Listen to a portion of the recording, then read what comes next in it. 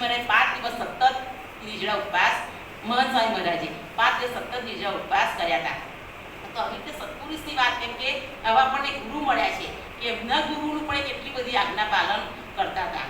તો ત્યાંની મોટી વાત આપણને મળી છે, પણ આપણને મનાતી નથી.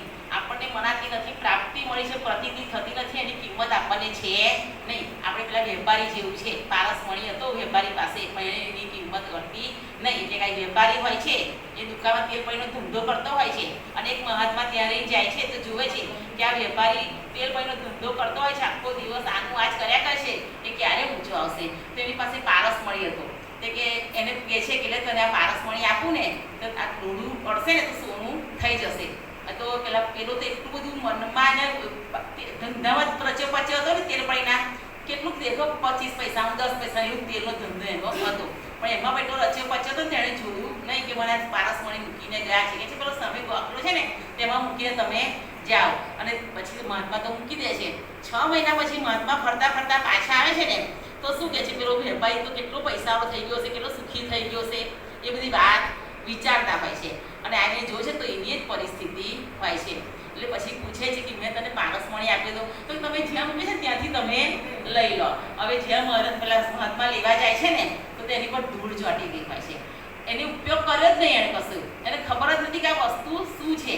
અને પછી મહાત્મા થોડી દયા આવી, એ કહે છે કંઈક રૂઢાની વસ્તુ મને તું આ, તો એક ખીલી આપે છે અને તરત ખીલી સોનાની થઈ જાય છે. પેલો આશ્ચર્યચકિત થઈ જાય છે કે મેં એનો ઉપયોગ કર્યો નહીં. હવે મહાત્માને શું કહે છે, તમે એક દિવસ માટે, તમે 1 કલાક માટે પણ તમે મને પારસમણી આપો. પણ શું એ તક જતી રહી. હવે આપણે તકનો લાભ લેતા નથી.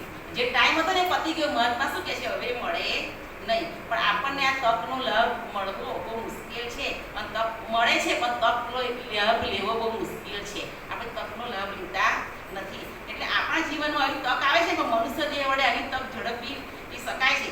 આ તકનો ઉપયોગ કરી ભગવાન અને ભગવાનની ભજન મુક્તિ મેળવે તેને તકને જાણીને કહેવાય. ભગવાનને ભજે અને મુક્તિ મેળવે તે તકને જાણી કહેવાય છે. તો કે છે સત્સંગ વિના બધું વ્યર્થ છે. તો સજની ટાણું આવ્યું રે બહુજળ તરવાનું, મગો મનુષ્યનો વારો ભવ સાગરનો આરો, યા દિલમાં વિચારો સત્સંગ કીજીએ. તો આપણે આવું ટાણું મળ્યું છે ને તો આપણે એને જાણી લેવાનું છે અને એ ટાણુંની તક ઝડપી લેવાની છે.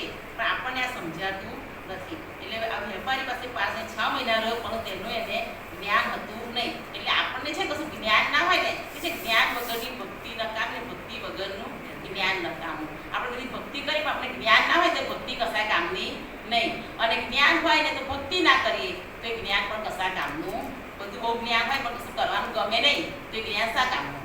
મંદિર આવવાનું પણ ગમે નહીં કે સભામાં આવવાનું ગમે નહીં તો એ જ્ઞાન કશા કામનું નથી. એટલે આપણને દુર્લભ લાગે ને એ વસ્તુનું આપણે જતન કરીએ છીએ, પણ જે છે એ વસ્તુનું જતન કરતા નથી. મહંત સ્વામી મહારાજ આપણે દ્રષ્ટાંત દ્વારા સમજાવે છે કે આપણને દુર્લભ વસ્તુ, કે જે વ્યક્તિ પાસે બહુ રૂપિયા હોય તેના ખિસ્સામાં રૂપિયાની થપ્પી હોય, પેટના ખિસ્સામાં, ટ્રેનમાં બેસવા હોય, બેઠો બસમાં બેઠો હોય તો ઘડી ઘડી નજર ક્યાં જાય, ખિસ્સામાં હાથ જાય કે મારા પૈસા સલામત તો છે ને, કે કોઈ ખિસ્સું કાપી લીધું નથી ને, એવું કંઈ પડી નથી ગયા ને, એવું મનમાં વિચાર આવે છે. એટલે એના માટે આપણે કેટલું બધું આમ એ થઈ જાય છે કે આ કિંમતી વસ્તુ છે, એને લાગે મારી પાસે કિંમતી વસ્તુ છે. પણ જે આપણી પાસે અબજ રૂપિયા હોય ને તો પણ તેનું કેટલું જતન કરીશું.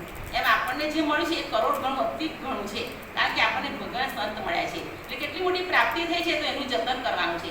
એવું નિષ્ણાત સામે આપણને કહે છે કે જ્યાં દુર્લભ વસ્તુ સતત મનન ચિંતન કરીએ છીએ ને એ રીતે આવી રીતે ભગવાન સતત મનન ચિંતન આપણે કરતું રહેવાનું છે. તો સર્વોપરી ભગવાન સર્વોપરી અને સર્વોપરી ગુરુની પ્રાપ્તિ થઈ છે કે આપણે કેટલા મોટા ભાગ્ય છે કે શેરડીના સાંઠાનો વચ્ચેનો ભાગ આપણને મળ્યો છે. રસરાળ આપણે જે ભાગ હોય ને એ રસવાળો ભાગ આપણને મળે છે, પણ આપણને એની પ્રાપ્તિ